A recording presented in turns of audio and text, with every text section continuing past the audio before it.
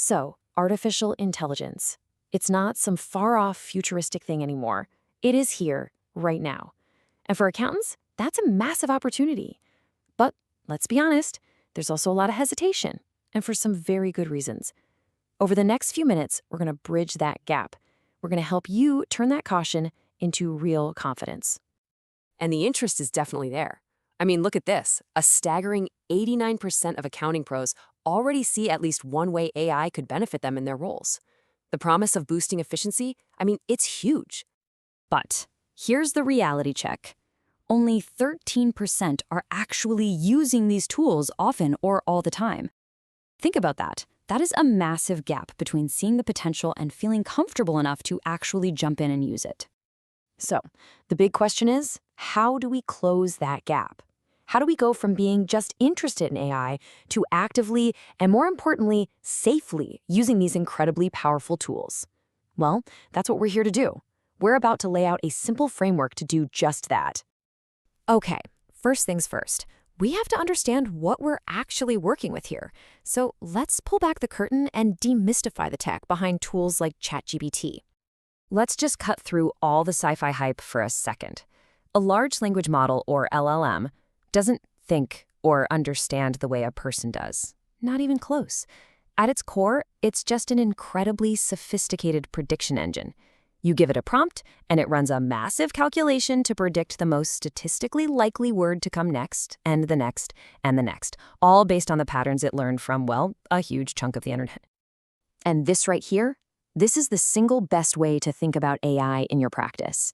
Think of it as a super eager junior assistant, one who's read every book and website in existence, but has zero real-world experience. It can draft a complex email in seconds, sure, but it has no professional skepticism, no common sense, and absolutely no ethical compass. It's a tool to augment your expertise, not replace your judgment. You are always, always the one in charge. And because that junior assistant has no ethical compass, that brings us to the most critical, the most important part of this whole conversation, the non-negotiable rules for protecting your client's data. If you get this one part right, you're honestly 90% of the way to using AI safely. All right, lean in for this one. If you take only one single thing away from this explainer, let it be this. This is the foundational principle, the bedrock for using any public AI tools safely and ethically. The rule is simple, and it is absolute. Never, ever input raw, unanonymized client data into a public AI tool like the free version of ChatGPT or Gemini. And why is that? It's because many of these services use your conversations to train their future models. What you type in today could, in theory, pop up in someone else's answer tomorrow. So what does that mean in practice? Well, it means no personally identifiable information. No names, addresses, social security numbers, bank details, none of it. And just as important, it means no sensitive commercial information. We're talking proprietary financial data, client contracts, tax filings, or even internal memos about a client. Putting any of this into a public tool is a direct breach of your professional duty of confidentiality. It's that serious. And the reason that rule is so critical is because, by default, the free versions of these popular tools often use your chats to train their models. Now, you can usually dig into the settings and find a way to opt out, and you absolutely should, but the safest assumption you can make is to act as if anything you type could one day become public. Always, always check the privacy policy. Okay, so we've covered the risks of what you put in. What about the risks of what you get out? The single biggest danger here is something called a hallucination.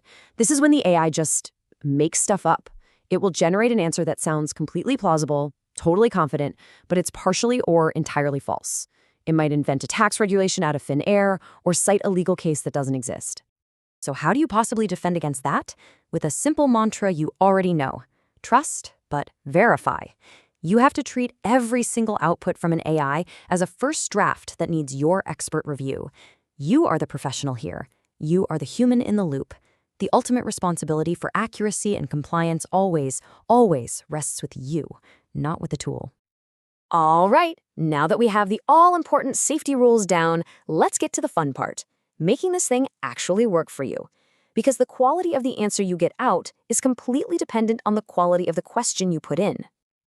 To get great results every time, I want you to remember this simple but really powerful framework, RCTF.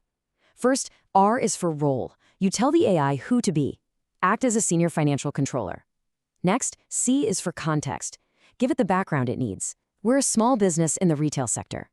Then T is for task. Give it a crystal clear instruction. Draft an email to our suppliers about new payment terms. And finally, F is for format. Tell it exactly what you want the output to look like. Keep it under 200 words and use a professional but friendly tone. Let's see it in action. A lazy, bad prompt like write an email about our price increase is going to get you a generic, useless response. Now compare that to the good prompt. We apply RCTF. We give it a role, the context for the increase, a clear task, and the format. Suddenly you get a high-quality draft that you can actually use. The difference is just night and day. Let's do another one for a core accounting task. I need a formula for sales well, it's impossible for the AI to get right. But look what happens when we give it the role of an Excel expert. We give it the anonymized data structures context, a very specific task, and tell it the format. You get a perfect, usable formula without ever revealing a single piece of real client information.